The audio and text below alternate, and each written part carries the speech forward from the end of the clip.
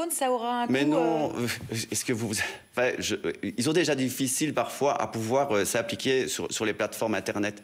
Donc imaginez un peu devoir déployer des applications ou pouvoir gérer ces applications.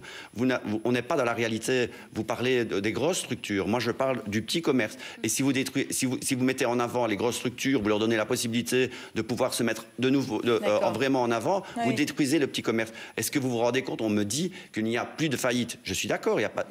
Non, pas plus de faillite. Il y a moins de faillite cette année. Oui, parce que là, ouvrez les yeux. Il y a de plus en plus de fermetures. Vous m'avez fait rêver juste un instant là. Il y a de plus en plus de fermetures dans les centres-villes et même ainsi que dans les galeries, parce que bon, il faut. Les petits commerces souffrent. On est bien d'accord. Plus que ça, il s'éteint. Donc il faut vraiment réagir.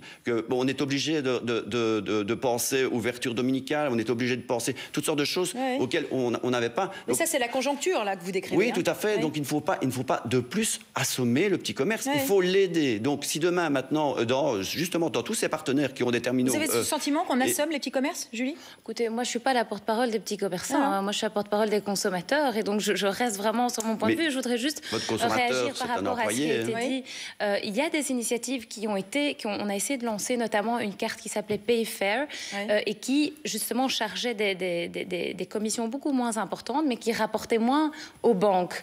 Il n'y a aucune banque qui a voulu travailler avec l'émetteur de cette carte. Donc le marché était complètement bloqué.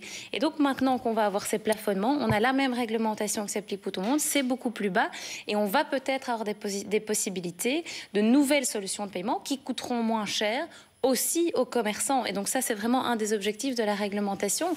Et on espère que ça peut aussi aider les petits commerçants. Parce que je ne remets pas du tout en cause tous les coûts que vous avez, mais ça n'empêche que sur le principe, maintenant, on a des choses qui évoluent, on a des plafonnements qui ont lieu. Le consommateur, pour nous, ne doit pas être pénalisé lorsqu'il choisit d'utiliser un moyen de paiement plutôt que... Je ne veux pas que le consommateur soit pénalisé. Je veux lui laisser Non. Si demain, vous allez dans un magasin de luxe, vous allez payer, vous allez prendre le choix d'aller vers ce magasin parce que vous voulez une qualité de produit. Si vous allez chez un autre petit commerçant, vous allez vers lui parce que vous voulez une qualité de service. Et évidemment, donc, pour obtenir cette qualité de service, si vous devez avoir la possibilité de payer en cash, c'est votre choix. Donc, demain, si vous voulez acheter... Vous pouvez choisir cash ou carte. Demain, si vous voulez entrer dans une grande surface, aller acheter votre librairie, alors que je trouve ça scandaleux qu'on fasse de la librairie dans des grandes surfaces, vous prenez votre journal, vous passez à la caisse, vous payez avec votre terminal, ils ont la possibilité de pouvoir faire face à ces frais. Une petite librairie n'a pas cette possibilité. C'est ce que je défends. Tout à fait. Vous entrez, vous demandez un tab à un libraire, il vous donne ses 72 cents. Il faut arrêter de vendre des timbres, en fait. Voilà. Oui, non, il faut arrêter de rendre du service. Non, je dis tout simplement, ou alors on trouve un partenaire qui puisse faire vraiment un effort. Ce que vous dites en pratique revient quand même à pénaliser le client qui choisit de payer par carte. On est à la dernière minute. Julie, qu'est-ce que vous voulez qu'on retienne de cette émission? Vous avez 30 secondes. Mais je pense que pour nous, le plus important, c'est de dire que nous n'acceptons pas que le consommateur doive payer pour payer, qu'on paye par cash ou par carte, on doit avoir le même prix final et que le coût que les commerçants supportent doit être intégré dans le prix final du produit, comme c'est le cas pour tous les autres coûts que le commerçant supporte. Jean-Luc. Moi, je pars du principe que souvent les petites boutiques, ce sont les commerçants eux-mêmes qui sont derrière le comptoir. Par contre, parfois, ils ont des employés.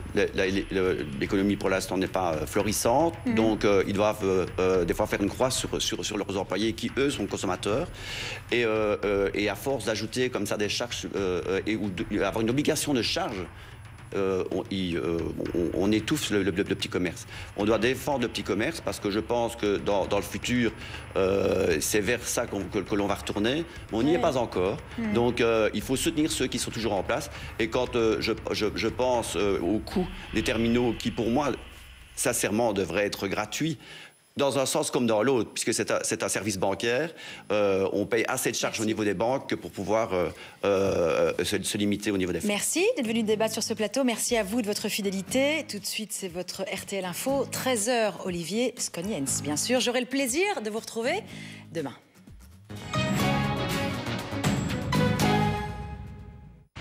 Regardez pour ou contre